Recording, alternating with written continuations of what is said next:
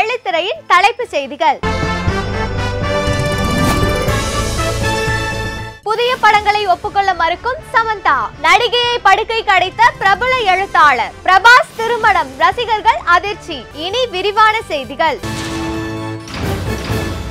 திருமணத்திற்கு பிறகும் தமிழ், தெலுங்கு இரு மொழிகளிலும் பிஸியாக நடித்து வரும் சமந்தா இப்போது யூ-டர்ன் கன்னட படத்தின் தமிழ், தெலுங்கு பதிப்புகளில் நடித்து வருகிறார். அடுத்து தனது கணவர் நாக சைத்தன்யாவுடன் இணைந்து ஒரு படத்தில் நடிக்க இருக்கும் அவர் அதன் பிறகு நடிப்பதை நிறுத்த முடிவு செய்திருக்கிறாராம். சமீபத்தில் அவரை தேடி சென்ற சில வாய்ப்புகளை மறுத்துள்ள சமந்தா குழந்தை பெற்றுக்கொள்ள வேண்டும் என்ற ஆசையில் இருக்கிறாராம். திருமணத்திற்கு பிறகு வாய்ப்பு வரவில்லை என்பதை முறியடிக்கவும், நடிக்க மாட்டார் என்கிற தகவலை உடைக்கவும் தான் படங்களை ஒப்புக்கொண்டு அவர் நடித்தார் என்றும், குழந்தை பெற்றுக்கொள்ள இப்போது முடிவெடுத்திருப்பதால் சிறிது காலம் நடிப்புக்கு இடைவெளி எடுத்துக்கொள்ள அவர் திட்டமிட்டிருப்பதாகவும் தெலுங்கு மீடியாக்கள் செய்திகள் வெளியிட்டுள்ளன.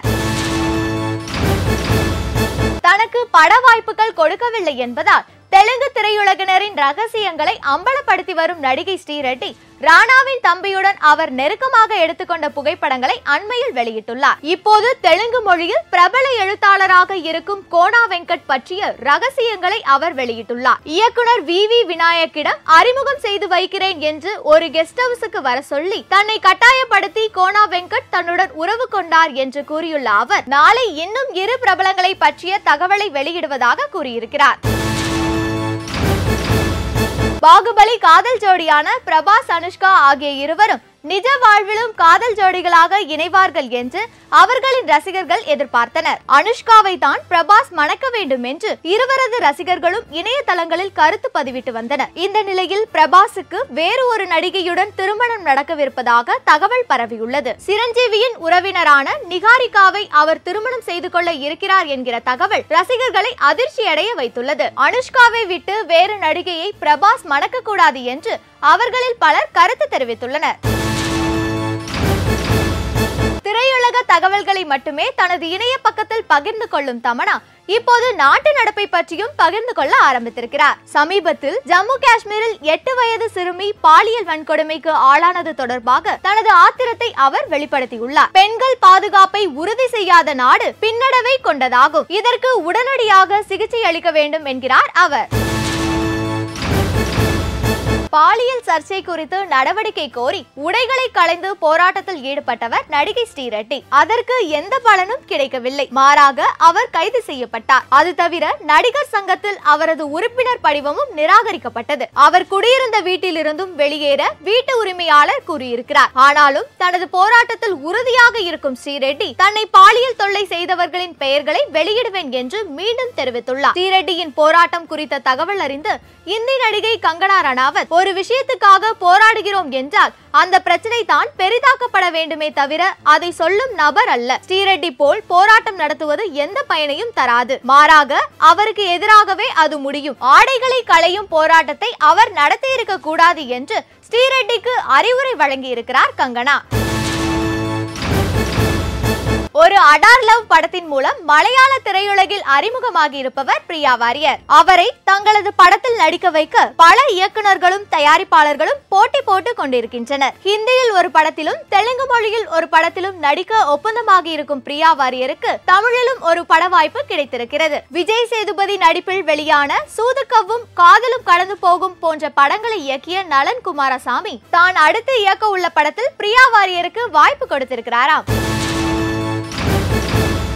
மலையாளத்தில் வெளியான பிரேமம் படத்தில் நடித்து பிரபலமான சாய் பல்லவி இப்போது சர்வானந்துடன் ஒரு தெலுங்கு படத்தில் நடித்து வருகிறார். தமிழில் AL விஜய் இயக்கத்தில் சாய் பல்லவி நடித்துள்ள கரு படம் விரைவில் திரைக்கு வர இருக்கிறது. அடுத்து சூர்யாவுடன் NGK, தனுஷுடன் மாரி 2ஆம் பாகம் ஆகிய படங்களில் நடித்து வரும் சாய் பல்லவி திரையுலகில் எந்த நடிகையையும் நான் போட்டியாக நினைக்கவில்லை. என்னுடைய பலம் பலவீனம் என்ன என்பது எனக்கு தெரியும் என்கிறார். எனக்கு பொருத்தமான கதாபாத்திரங்களை மட்டும் தேர்வு செய்து நான் நடிக்கிறேன் என்று தெரிவித்துள்ள சாய் பல்லவி இப்போது ஒரு படத்தில் நடிக்க 1.5 கோடி சம்பளம் பெறுகிறார்.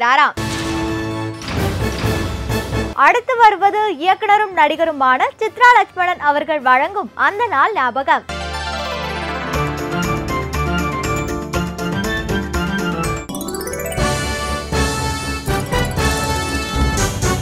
முதல் மரியாதை திரைப்படத்திற்கு பிறகு பாரதி ராஜாவுடன் இணைந்து சிவாஜி பணியாற்றிய 2வது படமாக பசும்பொன் திரைப்படம் அமைந்தது. அப்போது மணிவண்ணனிடம் உதவி இயக்குநராக பணியாற்றி கொண்டிருந்த சீமான் கதைவசனம் எழுதிய அந்த திரைப்படத்திலே சிவாஜியுடைய மகளாக ராதிகாவும் மருமகனாக சிவகுமாரும் நடித்தார். அப்போது மூத்த நடிகருடன் இணைந்து நடிப்பதில்லை என்பதை ஒரு கொள்கையாகவே வைத்திருந்தார் சிவகுமார். இருந்த போதிலும் பாரதி ராஜாவினுடைய இயக்கத்திலே ஒரு படத்திலாவது நடித்துவிட வேண்டும் என்ற ஆசையின் காரணமாக தனது கொள்கையை விலக்கி கொண்டு அந்த படத்திலே பங்கு பெற்றார் அவர். பசும்பொன் திரைப்படத்திற்கு முதலிலே இசையமைக்க ஒப்பந்தமானவர் ஏ.ஆர். ரகுமான். பின்னர் சில காரணங்களால் அவர் விலகிக் கொள்ள வித்யாசாகர் அந்த படத்துக்கு இசையமைத்தார். அந்த படத்தினுடைய படப்பிடிப்பு பெரும்பகுதி பொள்ளாச்சியில் நடைபெற்றது. 2-3 பாடல் காட்சிகளை மட்டும் மைசூரிலே படமாக்கினார் பாரதி ராஜா. பாரதி ராஜாவுடைய படப்பிடிப்பு எப்போதும் காலை 7 மணிக்கு தொடங்கிவிடும் என்பதால் காலை 6:30 மணிக்கே படப்பிடிப்பு தளத்துக்கு வந்து விடுவார் பாரதி ராஜா.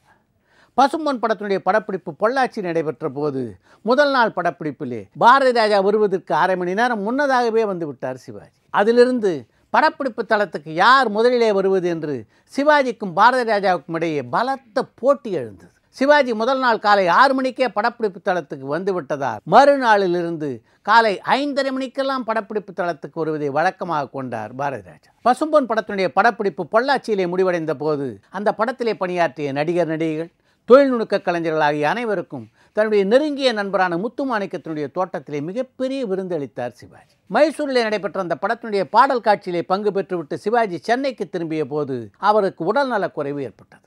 அதன் காரணமாக மருத்துவமனையிலே அனுமதிக்கப்பட்டார் அவர்.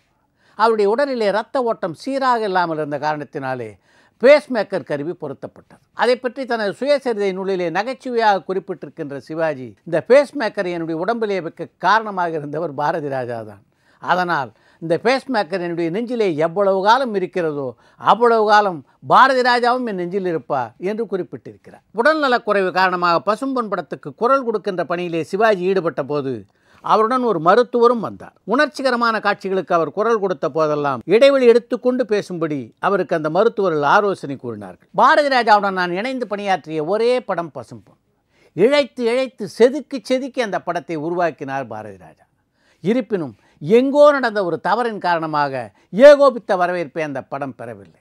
ஆனாலும் பாரதி ராஜாவுடைய மிகச்சிறந்த படங்களில் பசும்பொன்னும் ஒன்று என்று அந்த படத்தை பற்றி விமர்சித்திருக்கிறார் அந்த படத்திலே பங்கு பெற்ற சிவகுமார். பசும்பொன் திரைப்படம் வெளியான அதே 1995ஆம் ஆண்டிலே தான் பிரான்ஸ் நாட்டினுடைய மிக உயரிய விருதான செவாலியே விருது சிவாஜிக்கு வழங்கப்பட்டது. அந்த விருதினை பெற்ற முதல் இந்திய திரை நடிகர் சிவாஜி மட்டுமே. பிரான்ஸ் நாட்டிலே ஒவ்வொரு வருடமும் சிறந்த நடிகர்களுக்கு செவாலியே விருது வழங்குவது வழக்கம்.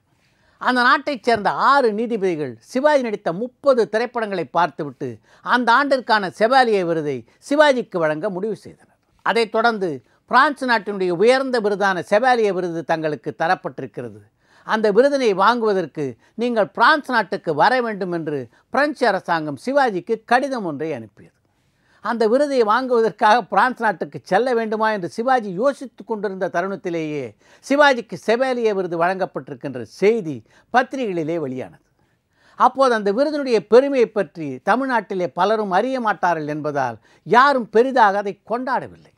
அந்த சமயத்திலே அந்த விருதினை நன்றாக தெரிந்திருந்த ஒருவர் ராதிகாவுக்கு அந்த விருதினுடைய தன்மையை பற்றி எடுத்துச் சொன்னார். அதைத் தொடர்ந்து ரஜினிகாந்த், கமலஹாசன், விஜயகாந்த் ஆகியோரை தொடர்பு கொண்ட ராதிகா, சிவாஜி அண்ணனுக்கு உலகமே போற்றும் ஒரு விருது கிடைத்துள்ளது, அதை மிகப்பெரிய விழாவாக கொண்டாட வேண்டும் என்றார். அவர்கள் அனைவரும் ஏவிஎம் சரவணனிடமும் அப்போது தமிழ் திரைப்பட தயாரிப்பாளர் சங்கத்தினுடைய தலைவராக இருந்த KRஜியிடம் அதை பற்றி பேச தமிழ் திரையுலகத்தினுடைய சார்பிலே மிகப்பெரிய அளவிலே பிரம்மாண்டமாக செவாலியே சிவாஜிக்கு பாராட்டு விழா நடத்துவது என்று முடிவு செய்யப்பட்டது.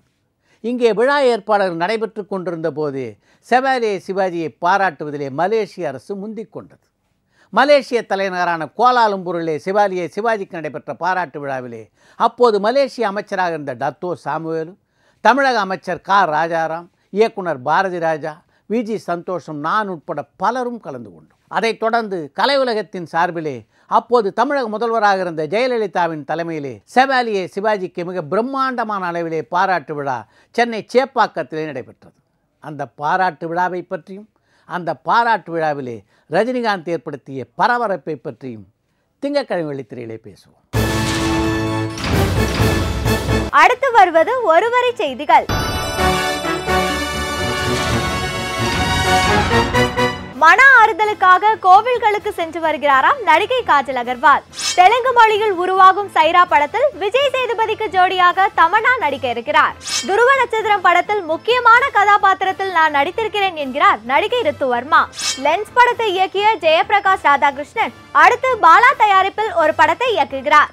எனக்கு இப்போதும் கேமரா கூச்சம் இருக்கிறது என்கிறார் நடிகை தீபிகா படுகோனே. ஜிவி பிரகாஷ் நடிக்கும் ஐங்கரன் படத்தின் ஒரு பாடலை கோவாவில் படமாக்க இருக்கிறார் இயக்குனர் ரவி அரசு.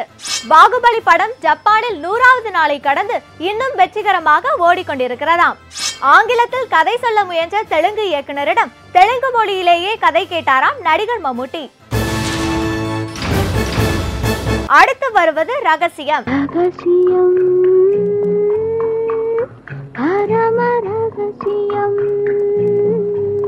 உதவி இயக்குனரோட கதையை போலீஸ் படமா எடுத்த அந்த மில்க் இயக்குனர் அந்த கதைக்கு இன்னும் துட்டே கொடுக்கலையா.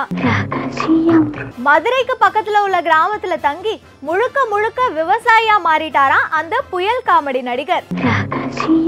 பாதி படம் முடியறதுக்குள்ள சொலையா 20 சி ஹிந்தியில சம்பாதிச்சு கொடுத்திருக்கான் அந்த டான்ஸ் மாஸ்டரோட பேய் படம்.